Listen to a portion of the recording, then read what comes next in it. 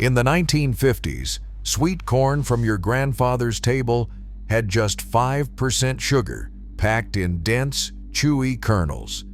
If you didn't eat it the same day, the sweetness vanished. Then scientists unlocked a tiny instruction, a gene, that let sugar stay longer, raising sweetness up to 18%. Suddenly, corn could travel thousands of miles, but the old savory bite came with a cost: less protein, more sugar, and a very different kernel.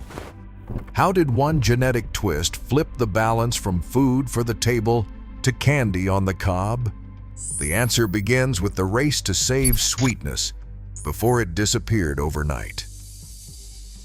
On a summer morning in the 1950s, farm families picked sweet corn before the sun got too high. The ears were full and golden, but the kernels felt tough under your thumb. When you bite in, you would find a chewy texture and a flavor that was sweet but not sugary, more like a treat with a hint of earth. Sugar made up about 5 to 6% of each kernel, just enough to notice, but not enough to hide the corn's natural taste. There was a catch. The clock started ticking the moment the corn left the stalk. Inside every kernel, a hidden process began. An enzyme quietly turned that precious sugar into starch. By evening, the sweetness was fading. 12 hours after picking, the corn tasted bland, and the chew turned to rubber. Dinner had to be planned around the harvest, not the other way around. If you lived more than 20 miles from a cornfield, you rarely tasted fresh, sweet corn at all. Stores could not keep it on shelves. Most people only ate it during the short harvest, right from the field. The corn your grandfather remembered was not just a food, it was a race against time, a local event, and a flavor that faded almost as soon as it appeared. John Lofnan, a corn scientist at the University of Illinois, spent his days studying tiny differences inside corn seeds. In the early 1950s, while looking at a patch of odd, shriveled kernels, he noticed something no one else had. These kernels were packed with sugar that did not turn into starch. Lofnan figured out that a single instruction inside the plant, a gene called SH2, was missing the part that told the corn to turn sugar into starch after picking. Without that instruction, the sugar stayed locked in the kernel. The sweetness did not disappear after a few hours. It lasted for days. At first, these new kernels looked strange, small and wrinkled, and nothing like the plump corn people wanted to buy. But Lofnan saw the promise. He started a long process called backcrossing, mixing the SH2 gene into good-tasting, healthy corn plants. This was not quick. It took nearly a decade of careful breeding and testing to get a corn that looked right, grew strong, and kept its sugar. By 1961, Lofnan and his team had a new type of corn ready for the world. Sugar levels jumped from the old 5% or 6% up to 12%, even up to 18%. The race against time was over. Corn could now stay sweet from the field all the way to distant markets, opening up possibilities nobody had imagined. In the early 1970s, something new started showing up in supermarket produce aisles. Shoppers reached for ears of corn that looked a little different, plumper, shinier, sometimes even a bit paler than the old farm stand kind. Stores began offering taste tests right there in the aisle. People would take a bite, and almost everyone had the same reaction. This corn was sweeter, almost like candy.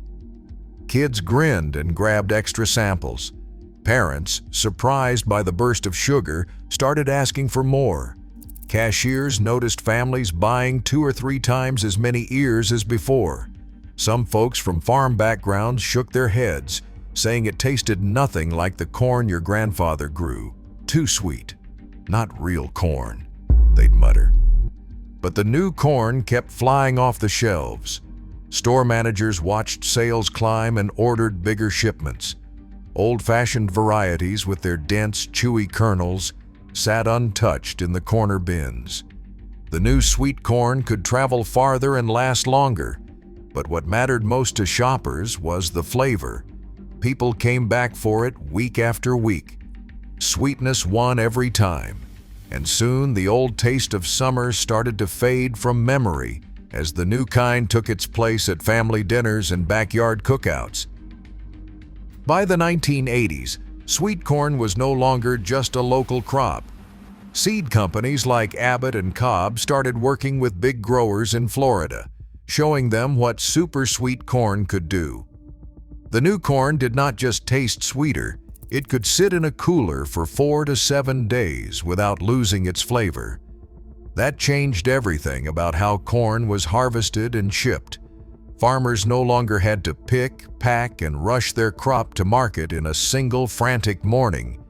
Now they could spread the harvest out over almost a week. That meant less waste, fewer workers needed at once, and more time to get each ear just right.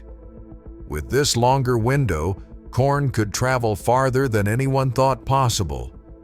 Trucks loaded with Florida corn drove north for days, covering up to 3,000 miles. California growers shipped their harvest clear across the country. Stores in places like New York or Chicago could fill their shelves with fresh corn picked a week earlier, and it still tasted sweet. The frozen food industry jumped on board too, snapping up corn that could hold its sugar through freezing and storage. Florida alone switched from almost no super sweet corn to more than 90% in just 5 years. The supply chain stretched from coast to coast, and the old rules about distance and freshness no longer applied. Corn was now a national product, not just a local treat. By the late 1980s, the scale of sweet corn in America looked nothing like it had just a generation before. The country's population had nearly doubled, jumping from about 150 million people in the 1950s to almost 280 million by 1990. Cities grew fast, and more people lived far from any farm. The old way of picking corn for local tables couldn't keep up, but with new super sweet varieties that stayed fresh for a week and could ride in trucks across the country, corn turned into a food for everyone, everywhere. Stores in big cities now stocked piles of sweet corn, even in the middle of winter. Families who once ate corn just a few times each summer started buying it every week. By 1990, Americans were eating corn 3 times more often than their grandparents did. Supermarkets moved thousands of ears a day, and frozen corn took up whole aisles. The numbers tell the story. More people, more mouths to feed, and a crop that finally scaled to match the country's hunger. Sweet corn was no longer a local treat. It was a national staple, ready for the dinner table in any state, any season.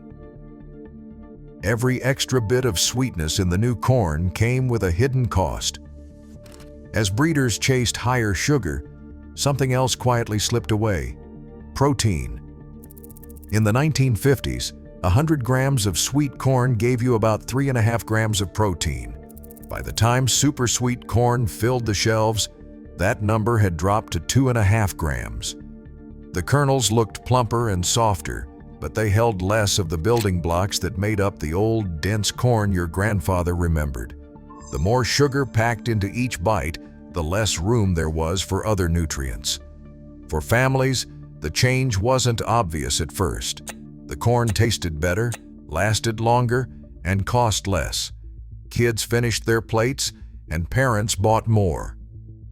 But over the years, the quiet trade-off became permanent. The new corn was sweeter and easier to love, but it wasn't as filling or as rich in protein as the kind that used to grow just down the road. You got more corn, more often, but not quite the same nutrition in every ear.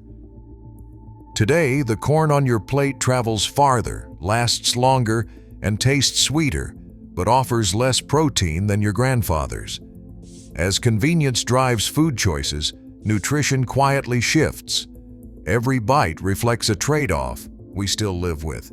The story is not just history, it is what we eat for dinner now.